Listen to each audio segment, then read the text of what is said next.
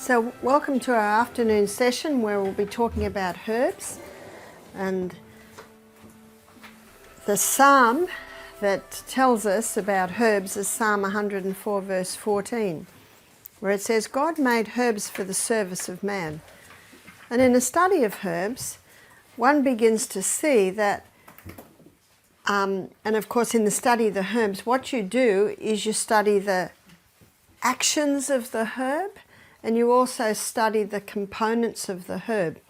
And as you do this, you begin to see that every herb has a different effect on different parts of the body.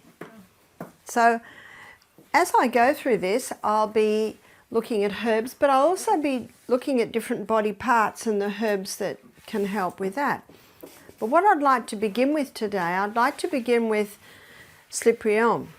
Now, slippery elm is the powdered bark of the slippery elm tree, and slippery elm can be used externally and it can be used internally. And yesterday, one of the last poultices we did was a combination of slippery elm and charcoal. Do you remember that? And that was a poultice used for a variety of things, yeah, bee stings, wasp bites, any case of poisoning. I also mentioned that it can be used for a very upset stomach. Of course, it be used for a congested chest. I did also mention that Jethro Kloss, in his book Back to Eden, he says that the slippery elm is one of the deeper drawers.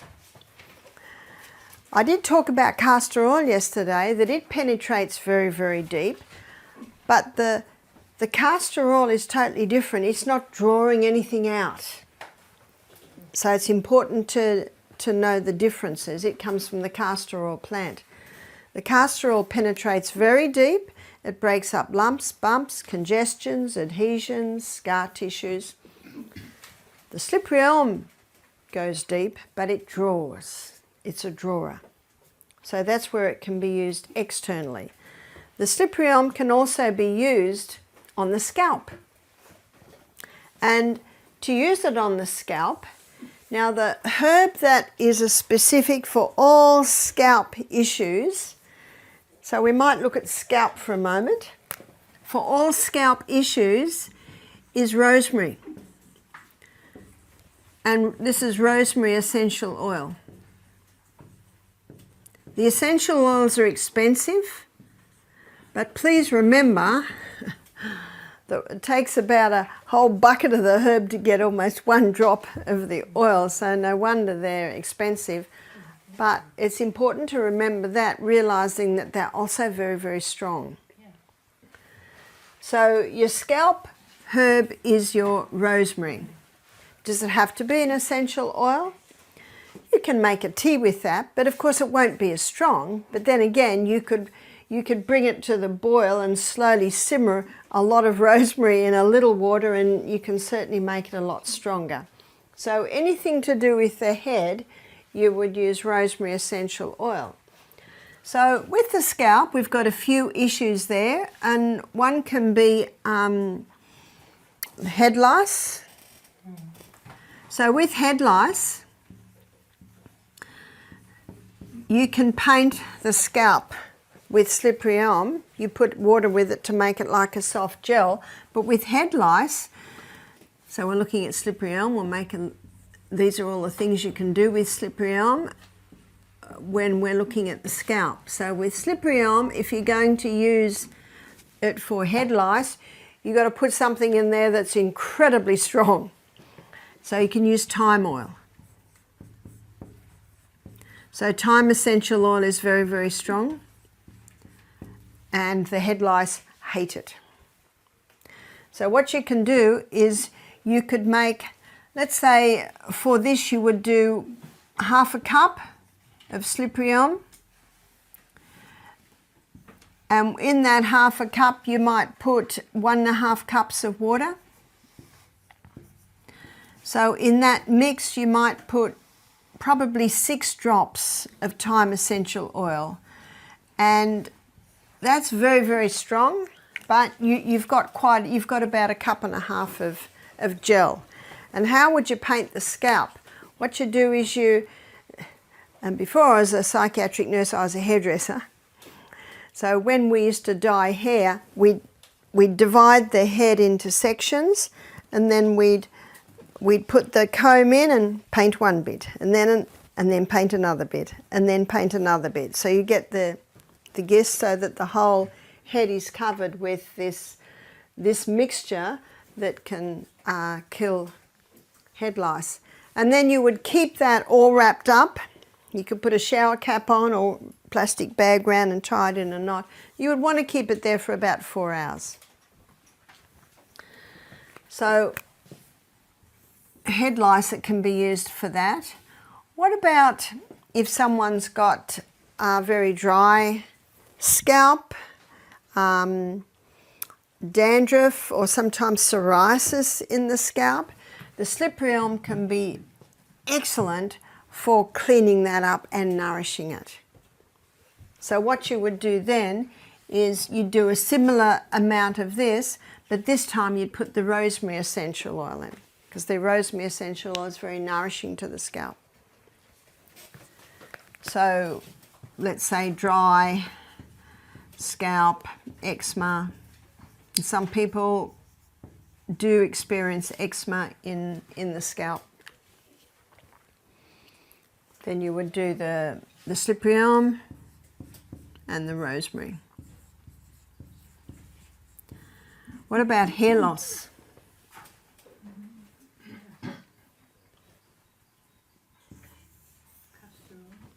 So for hair loss, an excellent mixture for hair loss would be probably 1/4 cup of coconut oil and 1/4 cup of the castor oil. And then rosemary. So with the rosemary essential oil, you're probably looking about 6 drops. And what the person does is they massage that into their scalp, tie it up in a knot, and try and leave that all day. Someone said, can I sleep with it? Well, if you want, you can sleep with it. And then when it's washed out, be very cautious on the shampoo you use. And I'm going to give you a name of what you never want in your shampoo. It's called sodium lauryl sulfate. And sodium lauryl sulfate is what they usually put into shampoo, sometimes even put it into toothpaste to make it foam. And what sodium lauryl sulfate, it's a chemical that kills the hair follicles. So you don't want that. If you're not sure what the names are on your products, Google them. Which is, it's not hard to do. Yeah? Have you also a recipe when we would like to make our own shampoo? I don't have a recipe for making your own shampoo, but remember the guy with the big orange woolly hair and beard? He just washes everything with sodium bicarbonate. I have heard that you can wash your hair with aloe vera, and apparently it'll even soap up. I live at Misty Mountain Health Retreat. We have an incredible range of natural shampoos and conditioners. I have a book that talks about just using oil with essential oils to wash your hair with. Yeah. Well, you could try it. It's worth a try. 1 Thessalonians 5:21, prove all things. And hold fast to that which is good. Yeah? I've tried to make some shampoo and I made it after soap recipe. And this is NaOH. And then I was on Facebook and asked some ladies and they said for liquid soaps you need KaOH, but I don't know where to get it. And then I read it has a lot of chemicals in it. Yes, it's Potassium hydroxide and sodium hydroxide, and it's really really potent. It is really important when you make the soap. I have made some. It has to wait 4 to 6 weeks before you can use this soap. It's not what a chemical is. It's just one chemical. Usually if it's that. It's really, really strong. Yes, I know. Now with hair loss, what does Ellen White say in page 127 whenever there's a health condition? Ascertain the cause. Yep. Sometimes hair loss can be because of a hormonal imbalance. Sometimes people can have drastic hair loss after huge stress. And sometimes hair loss can be because of, in fact, I've got a close friend and she straightened her hair. She's a black American lady. She straightened her hair after 20 years of straightening her hair. Those chemicals, little by little, were killing the hair follicles. And also the amazing hairdos that I see in the African countries, the tightness and the weight of those little braids can certainly cause some hair loss. So again, you have a look at what may be the cause. Because if you don't turn the tap off, you're still going to be mopping up in the other corner.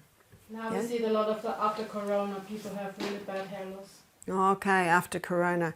If someone has bad hair loss, if they've got new hair coming through and you can see the tiny new growth, that's, you can assure the person the new's coming. The new's coming. I'd ask to look now at how you can use it internally. Slippery elm internally. So slippery elm, and I mentioned this yesterday, slippery elm contains a growth stimulant, and that growth stimulant stimulates rapid healing. So not only does slippery elm contain a growth stimulant, slippery elm, it coats and it soothes and it heals the lining of the gastro-intestinal tract. So it's a wonderful herb to give to people if they've got a sore throat. And I mentioned that 3 weeks ago when I was in Scotland, I had a sore throat, and that certainly helped. It sometimes was enough to ease it, to be able to sleep at night. Slippery elm coats and soothes and heals wherever it goes. We had a lady who had her esophagus was ulcerated. Why was her esophagus ulcerated? She had a very bad case of reflux. And when we go on our journey through the gut, I'm going to address reflux in detail.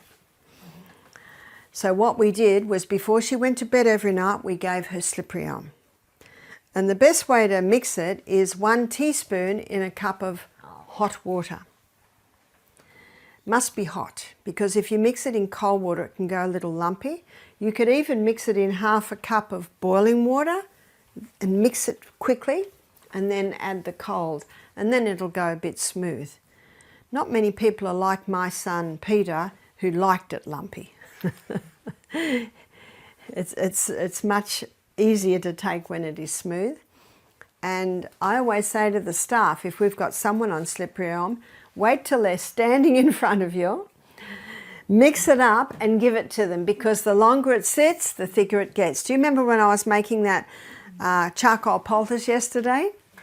That I kept having to add water because the longer that charcoal sat, the thicker it got.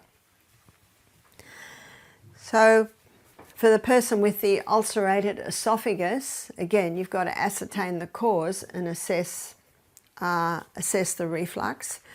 And that little muscle that goes into the stomach, it can be relaxed, because when it's relaxed, it's closed. And it's magnesium that relaxes it. Remember this morning with the questions and answer, and I said we use magnesium a little bit?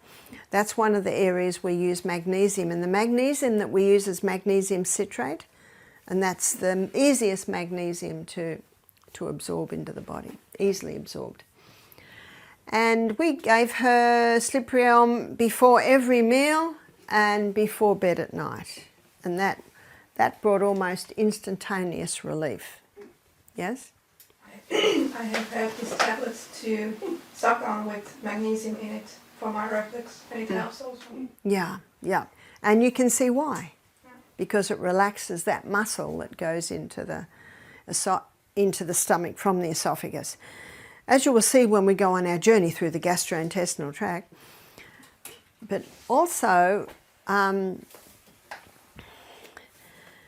what we had to address was the food she was eating, making sure there was nothing that irritated. So you've also got to do all of that. So we gave her Sliprion before every meal and before she went to bed at night. And remember, it's got a growth stimulant. So when you have it, well, when this lady had it before she went to bed at night and she's swallowing it, can you see remnants of it sticking and lining that gut? And so that growth stimulant can begin to work. But to have an ulcerated esophagus, that didn't happen overnight. And that's another illustration that many are sick through ignorance. They are not sure what to do for these simple things. So with the Sliprion, that can be used for ulcers in the stomach, an ulcerated stomach. It will coat, soothe and heal the lining of the gut. Yes? And also in the colon. We're getting there. We're only up to here now. Now, coming down, and most problems are in the colon because the contents of the small intestine is liquid. So when we come through to the colon, so we've got problems like irritable bowel syndrome, Crohn's disease, colitis, gastritis. They are all inflammation of the gastrointestinal tract. And the different names usually apply to different areas of the gastrointestinal tract. And it'll coat and soothe and heal the lining of the gut. When someone has a very severe case of Sliprion, of colitis, how would you know they had a severe case? They're going 10 times a day. And the feces, it should not be liquid. And it should not be like rabbit pellets. It should be soft with a little bit of form. One of our guests said, "I've never talked about such things so much."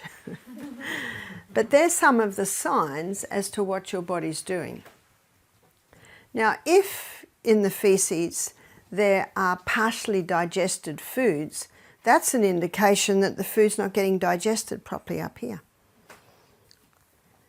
If the feces is dark, very dark, it can indicate that there's bleeding higher up. If there's fresh blood in the feces, it can indicate that maybe it's hemorrhoids, because if it's fresh blood, it'll just be near the exit of the feces. But we have had some guests, in fact we had one last night, "I'm bleeding." And then we check, "But you had beetroot juice yesterday." Sometimes it's beetroot juice. It's as simple as that. And if someone is going 10 times a day, they can take the Sliprion every hour. You can't overdo it. It's such a safe herb. You cannot overdo it. Now, if someone has a very severe case and need a little bit extra, maybe it's quite chronic, we do 80% golden seal.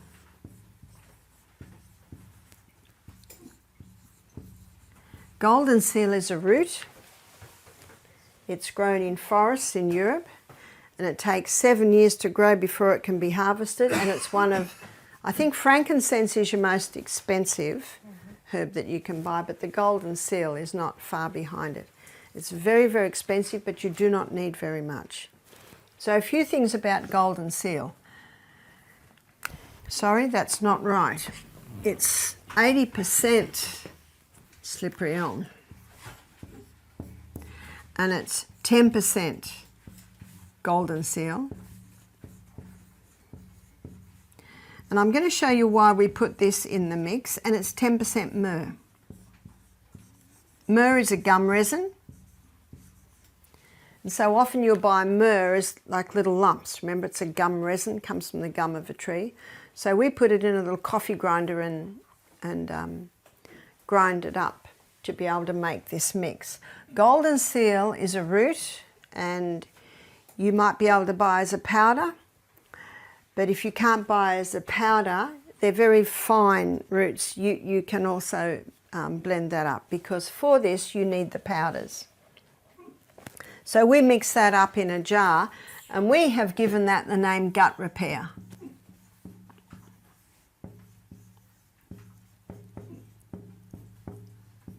So that's our recipe for gut repair.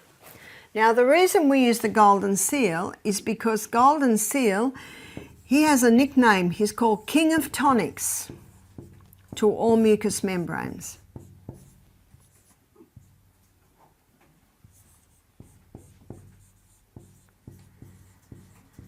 But not only is it the king of tonics to all mucous membranes, what does this mean? It means that when it's going and touching the mucous membrane, it is stimulating healing and it's toning it. When you mix the slippery elm, it's slimy. I guess slippery is a nice way to say slimy. But it needs to be in the gastrointestinal tract, because the whole of our gastrointestinal tract is lined with mucus.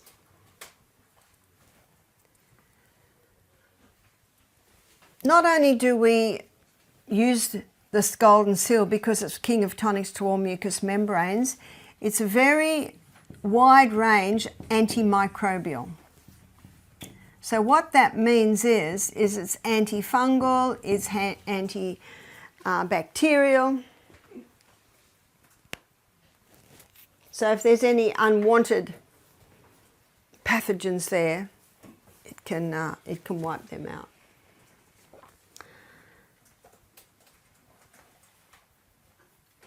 I had a lady on gut repair who'd had irritable bowel for many years.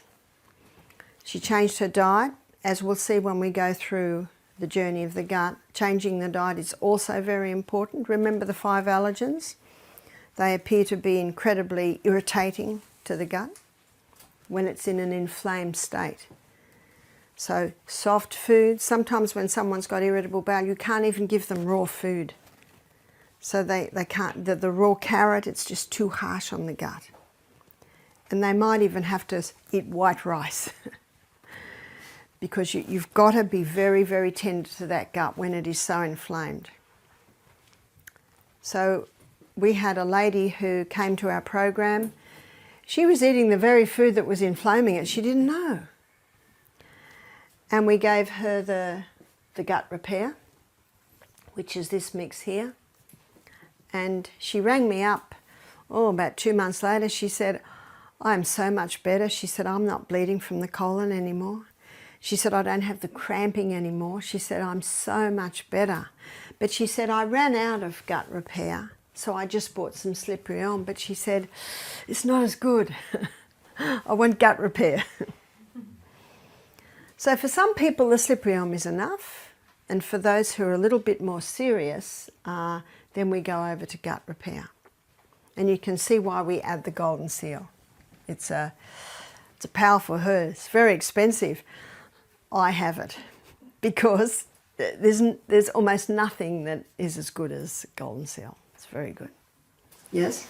How many times do you take it and how much? It all depends. If someone's going 10 times a day and are bleeding from the colon and are getting cramping, you can give it to them every hour. And as things settle down, you ease back, maybe 2 hourly, maybe 3 times a day, and then just before bed at night. So you play with it. Remember what you're looking for. You're looking for the response.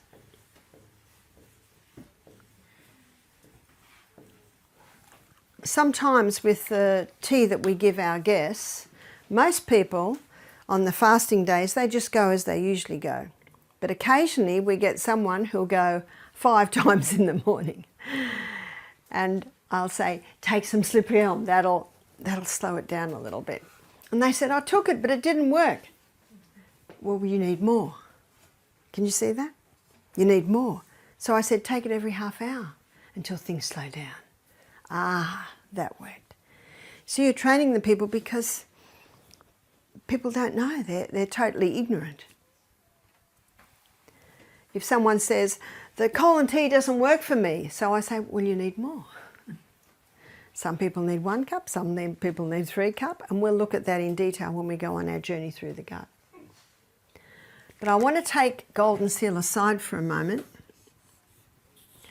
and show you where else it can be used. Because it's king of tonics to all mucous membranes, you use it wherever there's mucus. So let's begin up here with the eye. So eyes. There's a herb called eyebright. And eyebright can be used for all eye problems. It doesn't matter what the problem is. You can use eyebright, and it's a fine leaf. And we put that with, so what's the eyeball floating in? A mucousy fluid. So what will we use? Because it's king of tonics to all mucous membranes. Can you see that? Yeah. So we use golden seal as well. Now the rule of thumb for herbs is 1 teaspoon to 1 cup of water. That's the rule of thumb.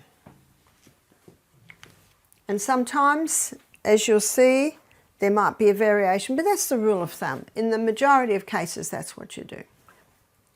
It's like the grated ginger we did yesterday. Put teaspoon, cup of water. To me, that's just right. For some, it's too hot. Haven't met anyone that says it's not hot enough yet. So usually 1 teaspoon for a cup. So with this mix,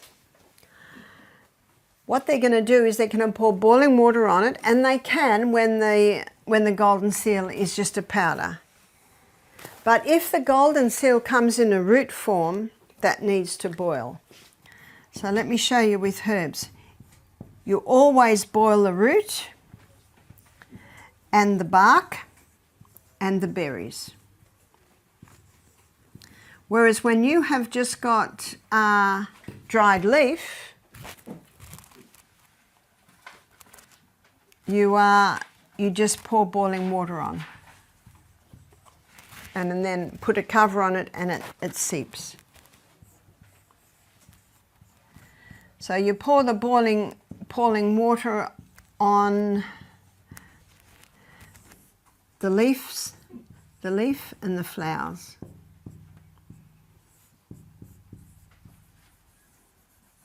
So what we've got here, we've got leaf and we've got a root. You can pour boiling water on it if it's a powder, because it's so ground up, just letting it sit will be able to extract what the active ingredients out of it. But if it's a root, then you would boil that. So let's say we do 1/4 teaspoon, and you can do any amount. 1/4 teaspoon of this and 1/4 teaspoon. Sorry, 1/4 teaspoon of the eyebright and 1/4 teaspoon of the golden seal. Let's say it's in a root. Well, 1/4 teaspoon, then you'd go with 1/2 cup, wouldn't you? Because that comes to 1/2 teaspoon, so now you've got 1/2 cup of water. So what you would do is you would boil the golden seal root in 1/2 cup of water. It's always a very gentle simmer. I always boil my herbs in glass, Pyrex glass. Now we go to the second-hand shops and get X coffee percolators. They're perfect. I've even had so many people send them to me. We've got about a dozen of them now, because you can get a bit of a reaction with the stainless steel. And if you ever go to a Chinese doctor and get his herbs, he will specify, don't cook up the herbs in stainless steel. You want them in glass or ceramic. So ideally. So you would gentle simmer, not a furious boil. I just bring it to the boil, turn it down very low, put the lid on, always the lid on, and let it simmer. It's usually 10 minutes is enough. 10 minutes is usually enough, and it's a gentle simmer. And then when you turn the heat off, then you would put the eyebright leaf in.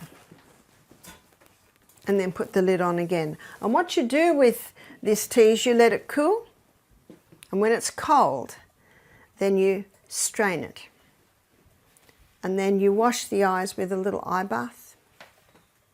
And you might wash the eye 3 times a day maybe. Why would you wash the eye with this tea mix? You would do it for cataracts. You would do it for glaucoma.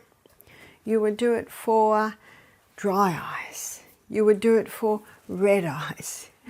So any complaint in the eye. And why have we put the golden seal in, students? Because it's king of tonics. Yeah, it's king of tonics to the mucous membranes. So you need to know why. Where are you? Why? We need to know why. Now, you know what? You might give this tea to half a dozen people and no one will ask why, but then someone will ask why. So it's important to know. And they will have confidence in you when you're able to explain why you're doing it. Because the worst thing you can say is, oh, it's good for your eyes.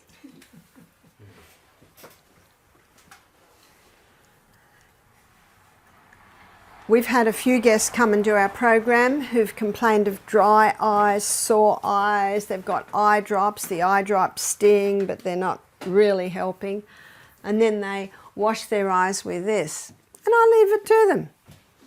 If twice a day is enough, twice a day. If 3 times enough feels better, 3 times a day. Remember, we teach that everyone should be their own doctor because only you know your response or how it feels. And by the end of the week, we have guests saying to us, my eyes have never been so good. The dry eyes, the itchy eyes have cleared up. So it's a very powerful mix. So for glaucoma and cataracts, they might be done 3 times a day. And in the evening, might put the castor oil over. So that's a very nice combination.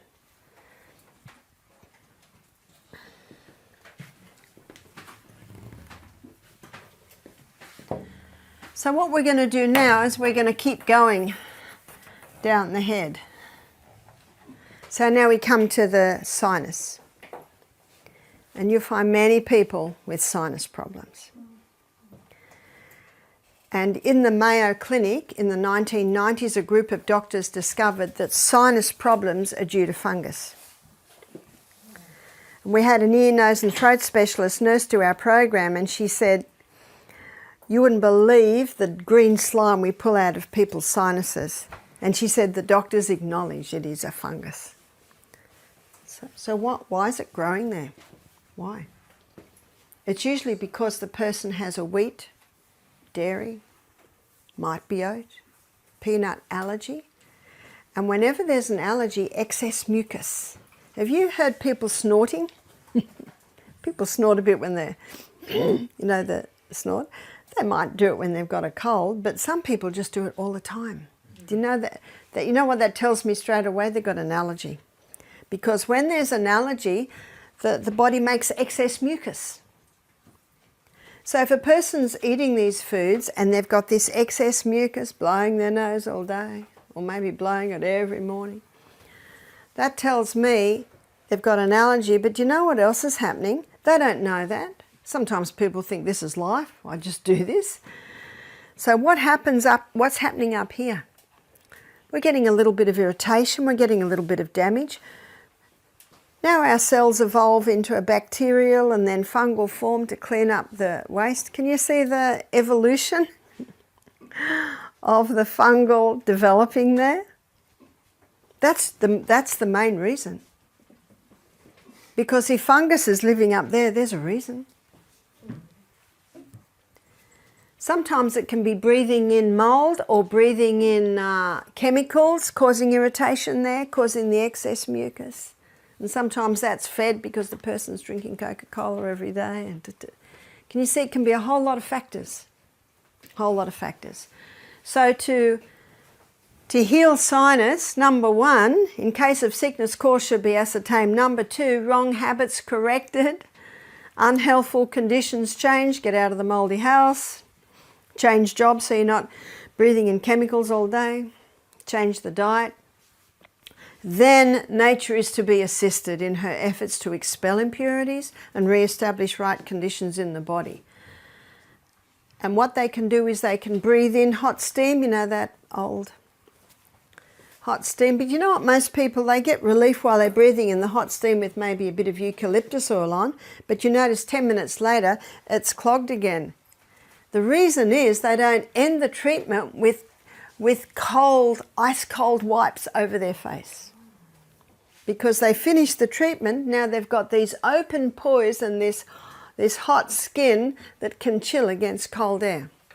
Every hot treatment should be finished with cold water.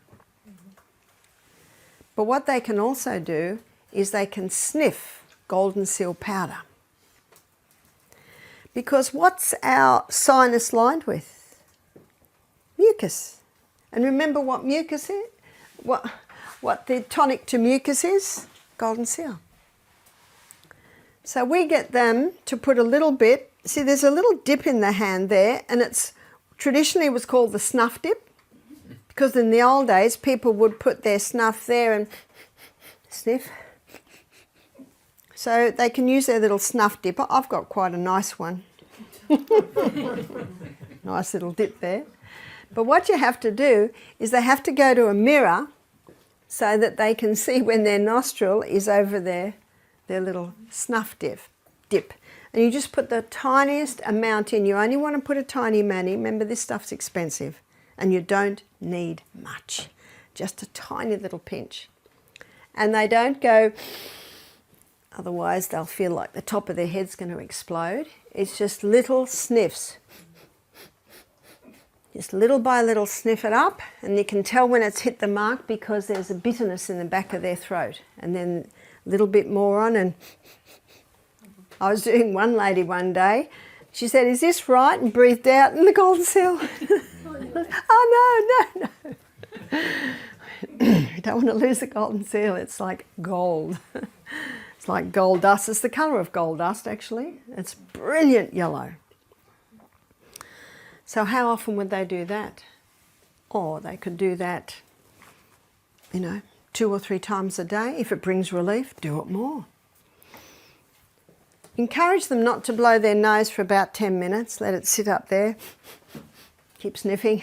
Keep it up, and maybe then blow their nose. And when they blow their nose, it'll be fluorescent yellow from the golden seal snuff.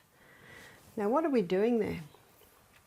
King of tonics to warm mucous membranes. It helps those mucous membranes to heal, but it cleans it up. You see that? So this nurse that came to us, that was a ear, nose and throat specialist nurse, they get the same people coming back every 5 years to have this clean out. So if you don't turn the tap off, the whole problem's going to continue. So we had a lady attend our program, and she had very, very painful sinus, to the point that she was on pain-killing medication every day. She was probably about 38, she was a little overweight, and we looked at her diet, tick, tick, tick, yes, she's eating all the allergens. She didn't know. So she came back a year later, and we told her what to do, stop the foods, start sniffing the golden seal, and she started to do that with us. She came back a year later, and when she came in, I didn't know it was her. She'd lost 10 kilos.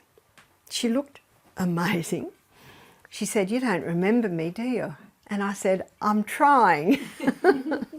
And as she spoke, I started to recognise her face. She said, "My life has just turned around."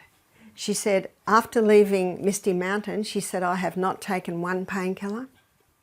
You see, the pain was due to the sinus, the block in the sinus. She said, "I've lost weight, as you can see." She said, "You wouldn't believe the quality of life I now have. Do you know life should be good?" It should be good every day of our life. She said to me, my mother was getting very concerned. She thinks I lost too much weight. Mind you, she looked good. So she insisted I have blood tests. She said the blood tests come back perfect. It was a lovely story of how someone struggled for so long and yet had an incredible turnaround. Mouth ulcers. Remember, we're looking at all the mucus areas that golden seal can help. Yes. Just wanted to say, I like with sinusitis to do hot and cold. Yes. It's really good. The hot and cold is very good. That is true.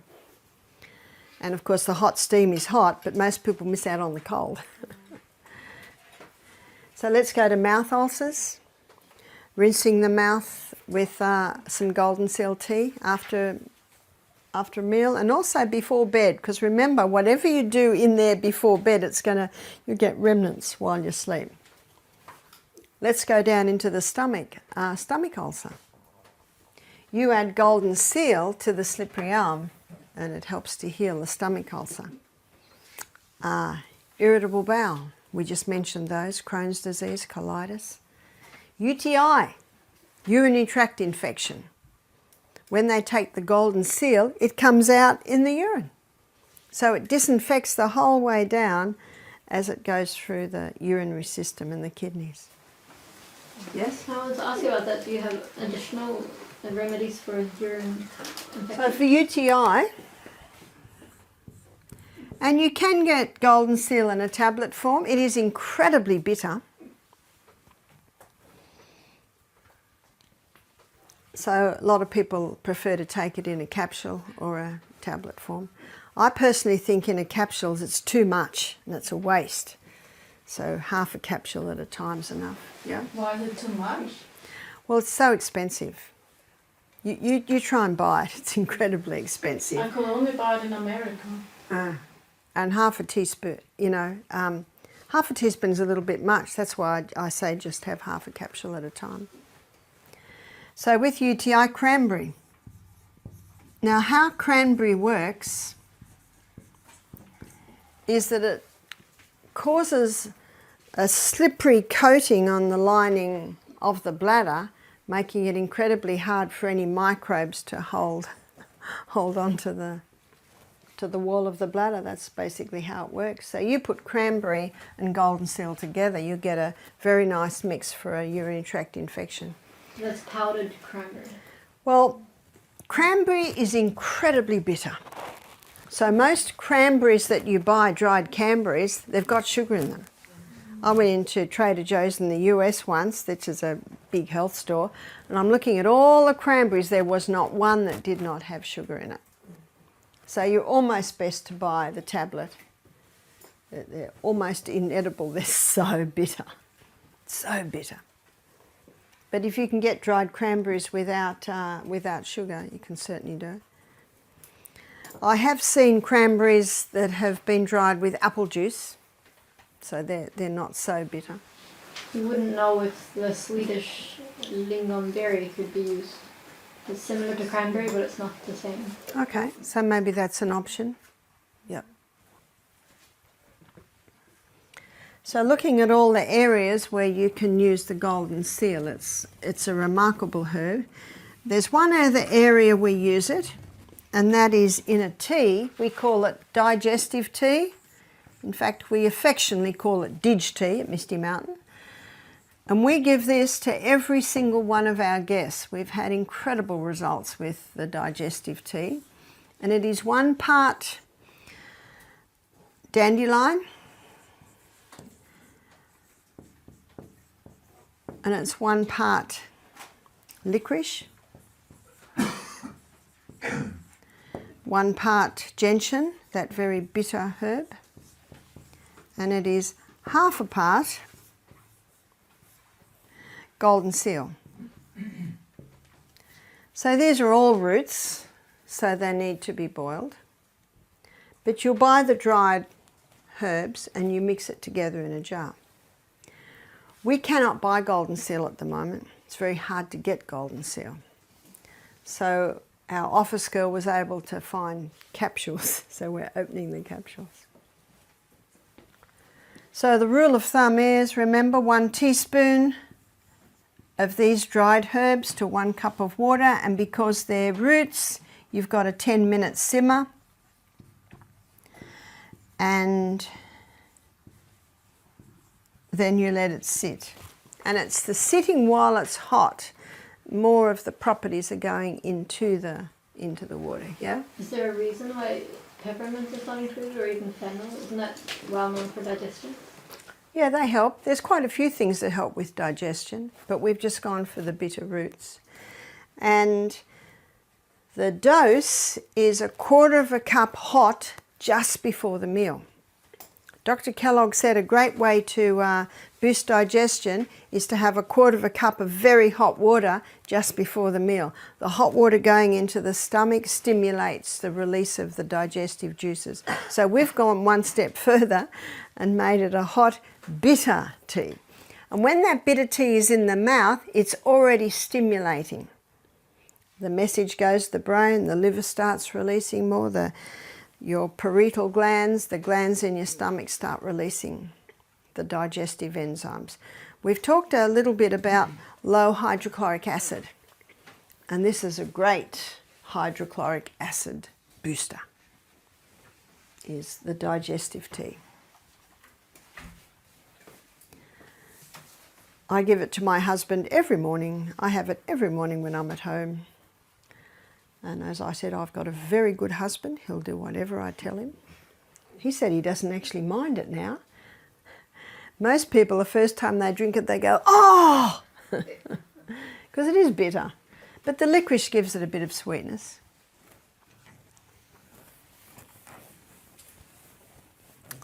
So what I have been covering is the golden seal.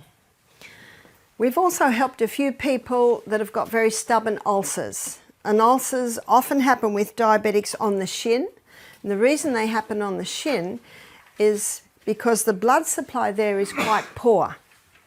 So we had a lady bring her mother, and her mother was in a wheelchair. We have one room that has disabled access. But when someone is like that, we say to people, we are not a hospital. So if someone needs care, they have to bring a carer with them. Because remember, what we are is teachers, teaching people how to be their own doctors. It would be certainly wonderful if we had a hospital that did that. And I've been reading the autobiography of a Dr. Gertrude Brown, who was trained with Dr. Kellogg at Battle Creek Sanitarium. So this is the mid-1800s, late 1800s.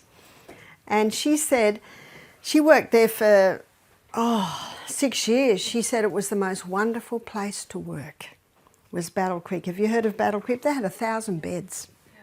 Huge. And they said Dr. Kellogg was an excellent surgeon, but he rarely did surgery. He did everything possible. Surgery was the very last resort. It was so nice to read that. And she also said in her autobiography, she said Dr. Kellogg was a living example of the health message. Isn't that nice? Wouldn't you like that said of yourself? Remember, ye are our epistles, known and read of all men. And the staff all read that man, and he was a testimony.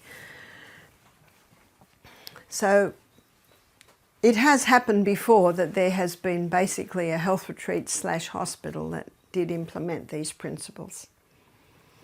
And what also she said was many sick people would go there, and she said they would walk out. She said, I've worked in many hospitals. She was the matron in a big hospital in London for a while, and then in her 40s she went to Edinburgh, and her and husband both trained as doctors. She said, I have never seen anywhere like Battle Creek. The people would walk out healthy. She said, I've never seen a hospital like that. What was her name again? Dr. Gertrude Brown. And my Scottish mum, Ruth, she met Dr. Gertrude Brown. So she was telling me her story. So I said to her, I'd love to. She said, I've got her book. And in the front of the book, I've actually got it in my room. I'll bring it down if you like. Dr. Gertrude Brown has written in there. It's a thrilling story, so thrilling. Unfortunately, the pharmaceutical company is so big now, it's almost, it's almost impossible to have such a place. So what we do is we have little health centres. And isn't that the best way, just one-to-one? So I was talking about ulcers. So we've had some stubborn ulcers. So this lady brought her mother, she was 80, had a really stubborn ulcer. So what you do is clean it out with hydrogen peroxide. Something else you can clean it out with is seawater. And to make seawater, a cup of Celtic salt to 1 teaspoon of seawater. So I notice you don't live near the sea. You mix it? And if you... Pardon? 1 cup of water, I believe, too. Yeah. 1 teaspoon of salt, Celtic salt, yep. And you can wash it with that, and then you put it in the sun. Do you know in the old days they used to wheel, this is Florence Nightingale, wheel the patients out onto the veranda and put their bed sores and their ulcers in the sun. Yeah. In the sun. The sun is a wonderful healer. So that was part of it. And then we would sprinkle a mix inside the ulcer of equal parts golden seal and cayenne pepper. Because one of the problems with an ulcer is that the blood supply is very poor to the area. And what does cayenne pepper do? Moves blood. And what's the blood? It's the life of the flesh. Within 1 week, it was just incredible the response we saw. Most people, when you sprinkle the golden seal and cayenne pepper powder, they don't feel the cayenne, because that's one of the problems, they don't have a blood supply, and the blood supply feeds the nerves. And little by little, we saw it shrink up. And we have seen many ulcers heal with that, and people, I've told them what to do, and they've got back to me and they've said, wow, this is remarkable. Now you can see why we're doing this. The cayenne pepper's to bring the blood, and the blood's the healer, and the golden seal, king of tonics, and also strong antimicrobial. I was talking to a lady in Scotland last week who 10 years ago used to work in an aged care facility, and she told me they used to use maggots to clean up wounds. Have you heard that? No. She said we'd get the maggots in little containers, and she said you'd sprinkle it onto the wound, and they're like little threads, and you'd wrap it up and leave it 24 hours, and when you opened it up, she said they're all like fat grubs. And she said the wound was clean. Maggots. From the blowfly. What's your Swiss word for that? I don't know.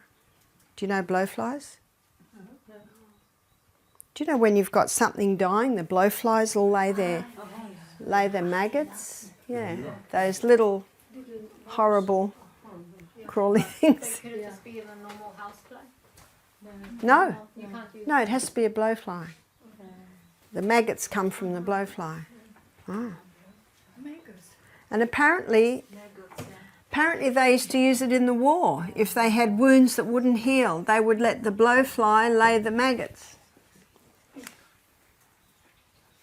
Anyway, this Scottish lady was telling me that's what they did. Blowfly? That's what we call it. I don't know what you call it.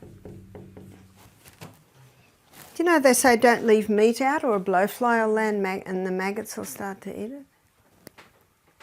Does anyone understand what I'm saying? Yes. Oh, good.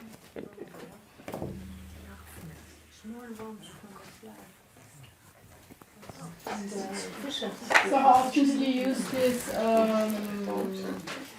You might do it 3 times a day.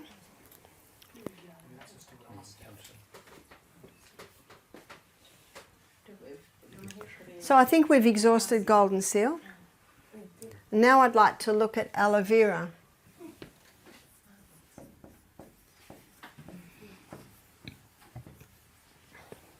There are 3 herbs that contain a growth stimulant. One is slippery elm, and one is aloe vera. Have you ever cut a leaf of aloe vera or cut the tip of a leaf? Have you noticed how quickly a skin grows? That's because it's got a growth stimulant in it. I call aloe vera God's skin cream. I used to use it if my babies had nappy rash. Just open the leaf and just slime it all over them. But where it's particularly helpful is for burns. And we've seen some remarkable responses with burns. So our maintenance man, Dave, and I know Casper knows Dave Bongi, Aboriginal man, he was burning off a whole lot of rubbish and trees, and it wasn't burning properly, so he got petrol. And the flames came up, got his face, got his arm, and real badly on the leg. So he didn't tell anyone, and he just went home and had a shower, and his brother came in and saw him sitting in the and so called one of the staff, and they quickly got aloe, and they opened the aloe and just sliced out the gel and put it here and there. And then they called me about an hour later because he was still in a lot of pain, and they said, we think that we need to take him to hospital. And when I heard that, I said, hang on, let's have a look. And what I did, and this is very important, is you don't take the aloe out of the leaf. So you must leave the leaf intact, because if you take the gel out, when it's time to change the dressing, the edges will have stuck. And one of the worst things you can do with burns is have something that's going to dry, and then you rip the skin even more. So what I did was I had a crowd, because they were all thinking we need to take him to hospital, and there was one area on his leg that I could tell had gone down the 3 layers of skin. It was down to the flesh. So what we did was we've got a lot of aloe vera at Misty Mountain. So we cut the leaf and we did like a jigsaw on his leg. Can you see like that? And so we had a few people, because it's so slimy, it's trying to move around. Now you cut off the spikes on the edge, so you just cut it down the middle and open it. And if you leave the skin intact, that will never dry out. That's a very important point. It will not dry out. So a lot of people have used it, but they've just taken the gel out, put it on, bandaged it up, but then they go to change the dressing, and then the edges dry out. So what we did was we put that, and I kept saying, Dave, it's okay. He's like this. So we did it all over his leg. We did it all up his arm. Bit hard to put it on his face, so we just rubbed it on his face. His face actually wasn't that bad, but of course it's painful. So we rubbed it on, and you just keep rubbing it on, and it'll make a little bit of a skin too. You can. Have you ever put aloe vera on your skin? It's slimy, but then it's probably only about 20 minutes. You got a skin on there, and then we asked God to bless it. We bandaged the whole thing on, and he smiled, and the pain level's gone. I think it was 10 out of 10 when I got to him. He was not good, but he was holding on. And it was down to about 8 out of 10 when I left. And this was probably 3 o'clock in the afternoon. I didn't hear anything, so I thought all is good. And he said it came to about 4 out of 10 by the time he went to bed. And I said, don't move it. I said, I'll come and dress it again in 24 hours. So if you want a shower, put a glad, but remember he'd gone home and had a shower, so he just had a shower. There was probably no need for him to have another shower till another 24 hours. And when I went in the morning, he was just sitting in the chair smiling at me. What does that tell you? I said, what are your pain levels? He said, it's probably only 1 or 2 out of 10. That's incredible, isn't it? So that what you've got to do with a burn, you've basically got to stop the air getting to it, because the air on it can be very painful. So with that case, it was only one compress of aloe vera? No, we changed it. We changed it after 24 hours. We put a whole lot of more leaves on, and he could handle the dressing change. You know, sometimes the dressing change is very painful, but you know, there was no sticking at all, and the aloe had kept it moist and slimy and beautiful. And we changed it. I think we only did that twice. So I saw him on the third day, and he's coming to collect the compost bins. And his face looked really good. Now, he's got dark skin, and often with burns on the dark skin, you know, you can really see the difference. And about the next day, I looked at his leg, and the blister had burst. And underneath the blister was new skin. Isn't that incredible? Just incredible. And they were all amazed. Do you remember what they wanted to do? I wanted to take him to hospital. And I can understand, because what the dressing they'd put on, it was not getting a response. And if you're not getting a response, oh, that's what you've got to do. But when I saw what they'd done, I thought they didn't realise what you've got to do. You've got to leave that skin on. And then a lady contacted me. She's a friend of mine. She said, a friend of mine had an accident with boiling water and burnt her chest and all down her arm, and the skin's just falling off. She's been to the doctor, and the doctor said right in the middle here, they call that the first degree burns, when, you know, it's the first layer of skin is gone. The third degree burn is usually just the top layer. And the doctor wants her to go to Sydney, which is 5 hours away, and he thinks she'll have to have skin grafts, and it's possible she'll never have the full use of her arm again. Now, she had twin boys who were 2 and another little 4-year-old, and the husband's working, so they were in a dilemma. What do we do? And my friend said to them, I know a lady that I think can help. And so I said to them, put the aloe on straight away, get the strips and put it on straight away. And then I could not see them till the next afternoon. So I met them at our mutual friend's house, who's got this huge crop of aloe vera. And there was about 10 people there all watching to see what's going to happen.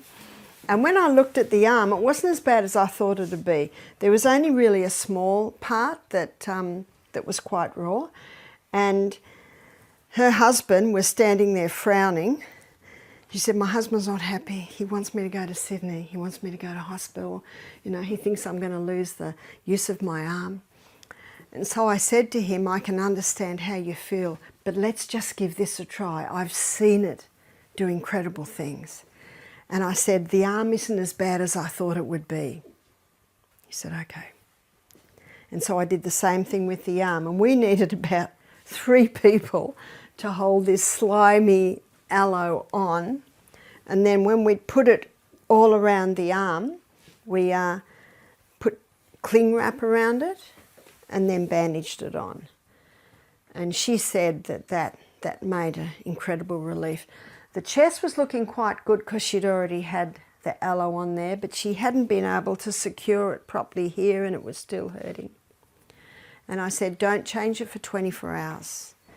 Why not for 24 hours? Because what happens is the skin starts to heal, and if you change it too much, you disrupt that healing skin. And you'll find in hospitals today, sometimes they don't change them for 2 days, 48 hours, because that's what they've found. Sometimes 3 days, yeah, sometimes 3 days. And so I didn't do the next dressing, you know, I'd shown them, and the house where we went to, I think they just went there because they all saw what to do. And one of the reasons why they decided to go with the aloe vera is she felt so good. She said once that was on, her pain levels went right down. And when the husband saw her relaxed and happy, and I said to him, aloe vera has a growth stimulant, I think this can do it. Now he was happy to go with that, because if they did go to Sydney, he was going to have to find someone to mind the twins and the little, and he was going to have to get time off work, and you know, it gets incredibly complicated. So that also won him. And I didn't hear from them again, but I did hear from our mutual friend, and she said, oh, it's healing very nicely. That's all I heard. But 2 months later, I was going to see my local cranial sacral chiropractor, who's a very clever guy in fixing backs. And just before I went in to see him, they came out of the room. And they just came out of the room like this. And when they looked up and saw me, they went, "Ah, Barbara!" It's like a celebrity had just walked in the room.